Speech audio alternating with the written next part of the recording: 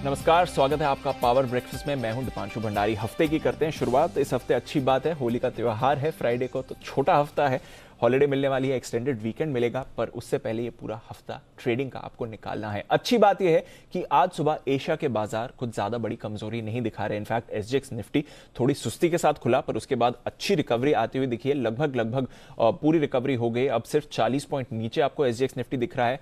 बाकी के एशिया के बाजारों में बढ़िया एक्शन इस समय बन रहा है। जापान के बाजार 1% की तेजी दिखा रहे हैं और डाउ फ्यूचर्स में भी आपको पॉजिटिव एक्शन आते हुए दिख रहा है। तो बाजार थोड़े संभलते हुए दिखे हैं।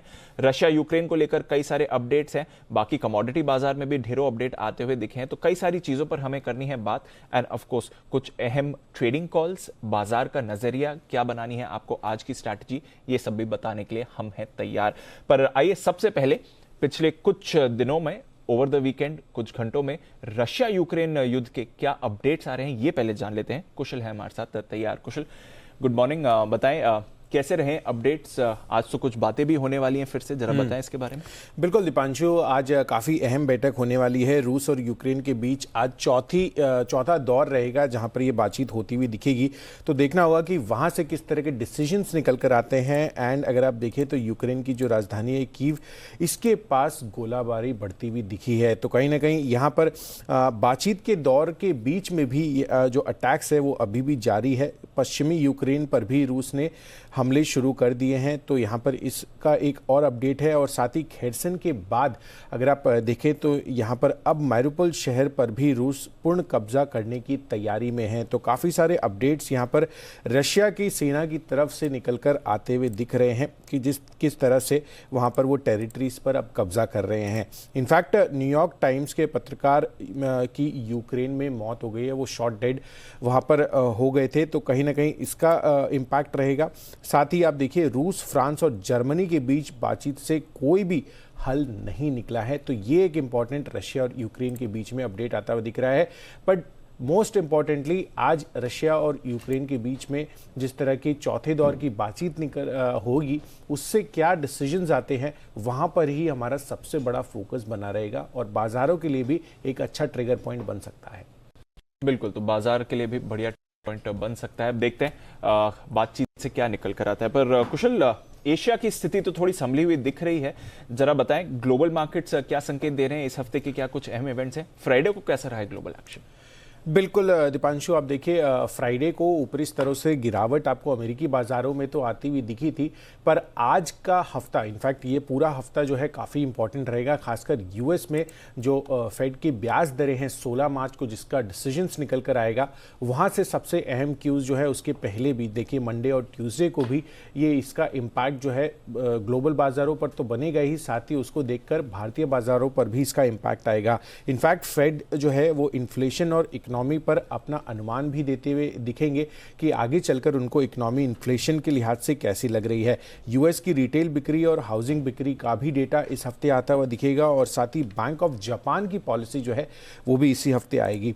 इनफैक्ट अगर आप देखें तो ग्लोबल से मिले जुले संकेत ही हमें देखने को मिले हैं फ्राइडे के सत्र में। सबसे पहले अगर हम देखें तो शुक्रवार को जो अमेरिकी बाजार है वो ऊपरी स्तरों से, इनफैक्ट अगर आप डाउ को देखें तो 570 अंकों की गिरावट जो है टॉप लेवल से आपको फ्राइडे के सत्र में होती हुई दिखी। इनफैक्ट नैस्डैक भी करीबन 2% टूटा और S&P 500 और जो ब्रॉडर इंडेक्स है रसल 2000, वहां पर भी करीबन 1.5% की गिरावट हमें देखने को मिली।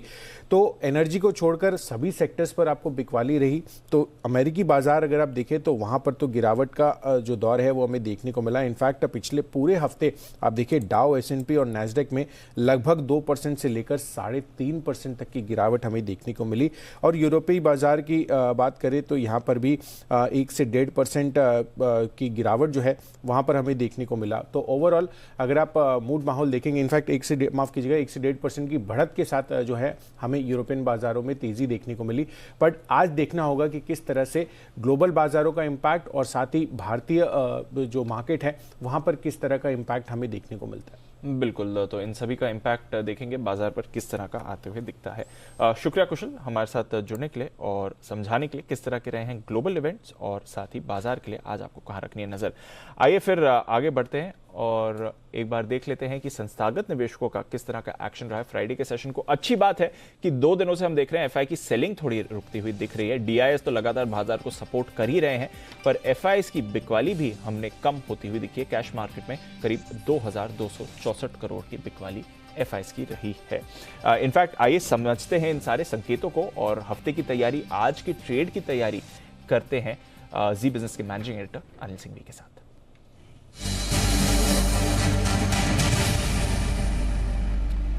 Good morning sir. थोड़े मिले जुले ग्लोबल संकेत हैं। इनफैक्ट इस समय बाजार का एक्शन थोड़ा संभला हुआ दिख रहा है। एशिया के बाजार अच्छे मूड में हैं। बताएं सर, किस तरह से करनी है इस हफ्ते की तैयारी? आज के लिए आपकी क्या रणनीति रहेगी? गुड मॉर्निंग दीप। देखिए, संकेत मिले जुले, जहां अमेरिकी बाजार दिन के निचले हिस्सों पर जाकर बंद हुए हैं। डाउ फ्यूचर थोड़े से संभलने के संकेत दे रहे हैं। खबरें मिली जुली सी आती दिख रही है कि बहुत अच्छी तो सुनने में नहीं आ रही, लेकिन हाँ, एक अच्छी बात है कि कच्चा तेल और कमोडिटीज, सोना चांदी थोड़े से ठंडे हैं, तो कमोडिटी मार्केट से संकेत अच्छे हैं। बाकी मार्केट मिक्स से है। रूस यूक्रेन को लेकर कोई बहुत अच्छी खबरें नहीं, लेकिन बहुत खराब भी नहीं है, वैसी की वैसी स्थिति है। तो हमने जहां फ्राइडे को छोड़ा वहीं से शुरुआत करेंगे।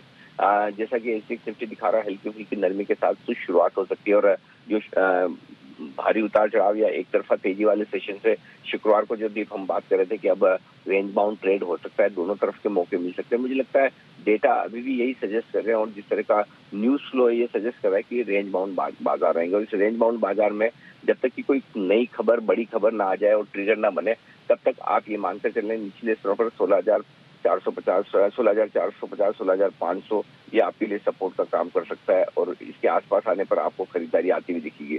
और ऊपरी स्तरों पर 16,700 के ऊपर निकलते ही आपको थोड़ी प्रॉफिट बुकिंग आती दिखेगी। तो 16,700, 16,800 आपके लिए रेंज हो सकती है जहां पर आपको बिकवाली या प्रॉफिट बुकिंग आती हुई नजर आए।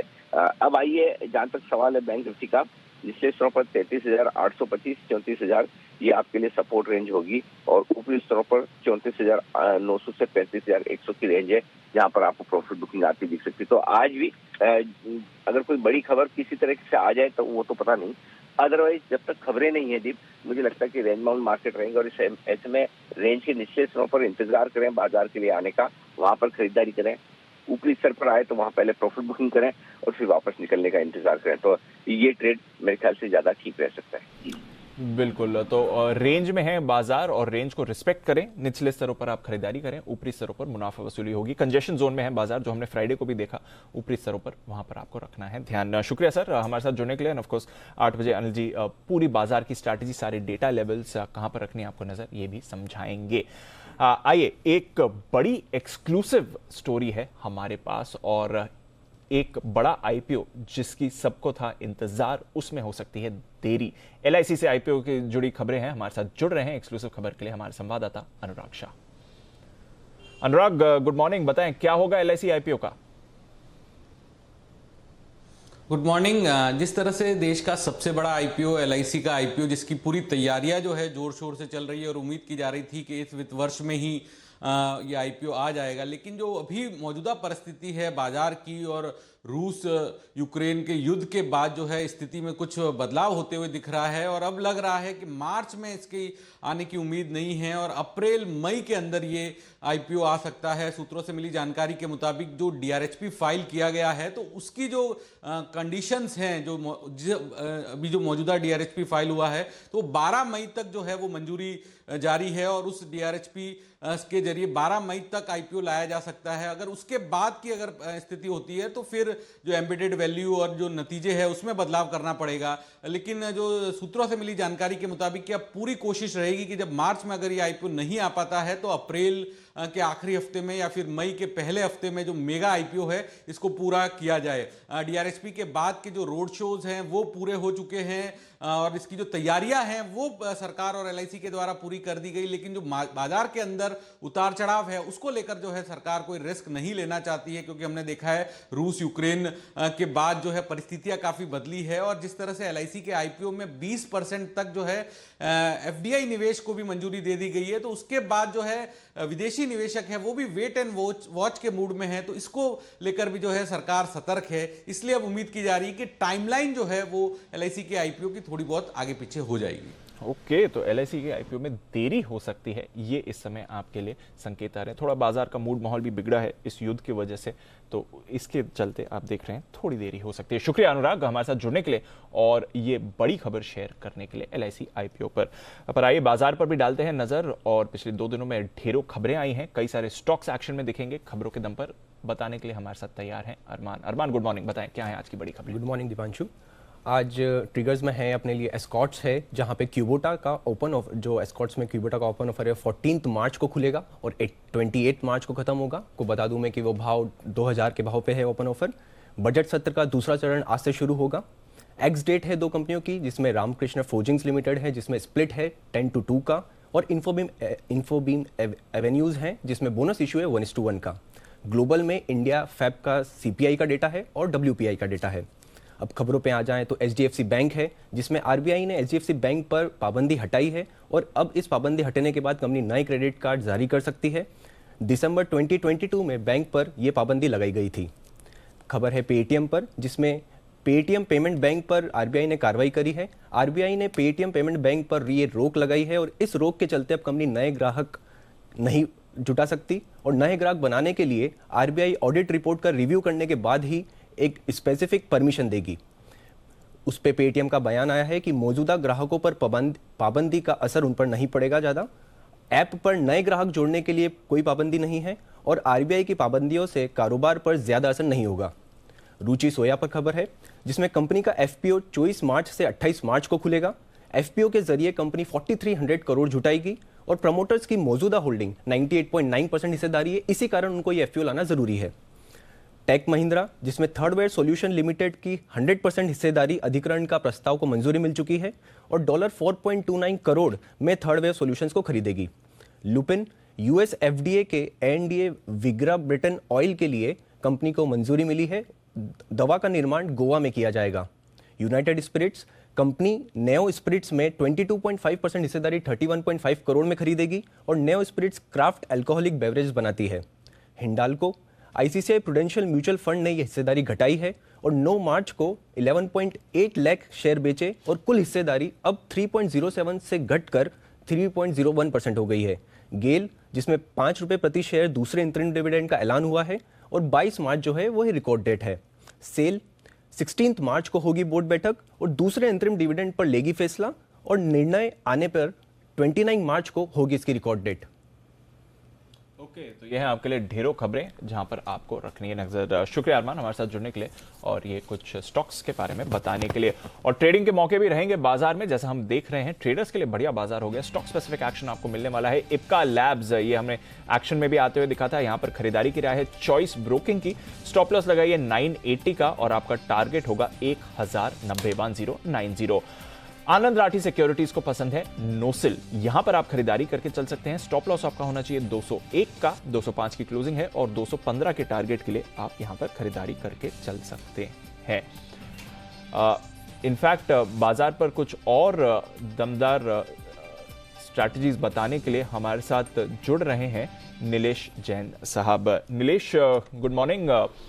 क्या राय है आज बाजार पर? एशिया के बाजार तो थोड़े संभलते हुए दिख रहे हैं, बट 2 दिन के वीकेंड के बाद कैसी रहेगी आज बाजार की चाल? कोई स्ट्रैटेजी?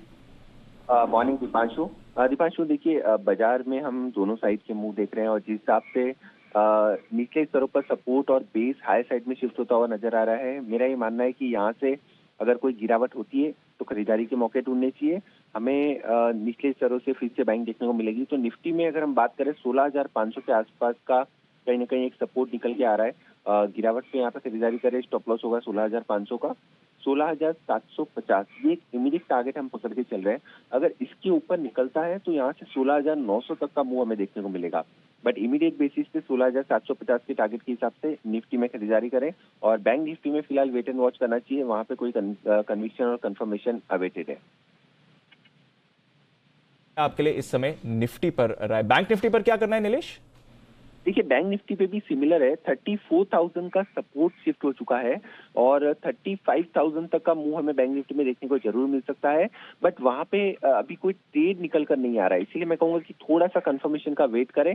जिनकी भी एग्जिस्टिंग लॉन्ग है बिल्कुल एक बार के लिए बने रह सकते हैं। 34,000 का स्टॉप लॉस होना चाहिए एग्जिस्टिंग लॉन्ग के लिए और 35,000 के इमीडिएट टारगेट्स होंगे।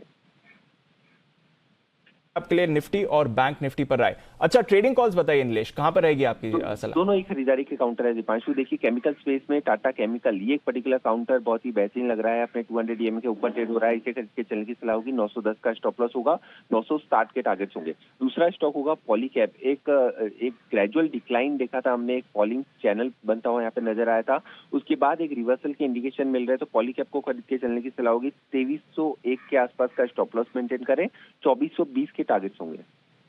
ओके, तो दो कॉल्स हैं आपके लिए, टाटा केमिकल्स, पॉलीकैब, दोनों पर रखनी है नजर। बाजार में भी बढ़िया एक्शन बन रहा है। शुक्रिया नीलेश हमारे साथ जुड़ने के लिए आज सुबह और अपनी स्ट्रैटेजी बताने के लिए। थोड़ा दबाव एसजीएक्स निफ्टी पर दिख रहा है, पर डाउ फ्यूचर्स, नैस्डैक फ्यूचर्स इस समय बढ़िया मूव दिखा रहे हैं। एशिया के बाजारों में भी अच्छी मूव आती हुई दिख रही है। आइए आपको बताते हैं आज कमोडिटी बाजार में आपको कहां पर मिलेंगे मौके। मोतीलाल ओसवाल की तरफ से हमारे पास राय है तैयार। गोल्ड, इस पर करनी है खरीदारी। अप्रैल कॉन्ट्रैक्ट खरीदिए एमसीएक्स पर गोल्ड का 52,350 के लेवल के आसपास यहां पर करें आप खरीदारी। स्टॉप लॉस 52,050, 52,050 पर लगाएं और टारगेट रहेगा आपका 53,000 का। सिल्वर, यहां पर आपको मे कॉन्ट्रैक्ट खरीदना है 69,500 के लेवल पर। स्टॉप लॉस लगाएं 68,700 के लेवल पर और टारगेट लगाइए 70,800, 70,800 का लेवल। कच्चा तेल ये भी खरीद सकते हैं, मार्च कॉन्ट्रैक्ट खरीदने की राय है। 8050 के लेवल पर करें खरीदारी। स्टॉप लॉस 7850 और टारगेट लगाना है 8500 का। तो ये है आपके लिए कुछ दमदार कमोडिटी कॉल्स और साथ ही बाजार का पूरा एक्शन। एशिया के बाजार मजबूत, एसजीएक्स निफ्टी थोड़ा गेंस अब वापस गिव अप करते हुए दिख रहा है, पर ट्रेडर्स मार्केट है, दमदार आपको मौके मिलने वाले हैं जहां तक स्टॉक स्पेसिफिक एक्शन है। और ऐसे 20 दमदार कॉल्स लेकर आ रहे हैं ट्रेडर्स डायरी में कुशल और आशीष। बस 2 मिनट में लौटेंगे हम पावर ब्रेकफास्ट में, इतना ही।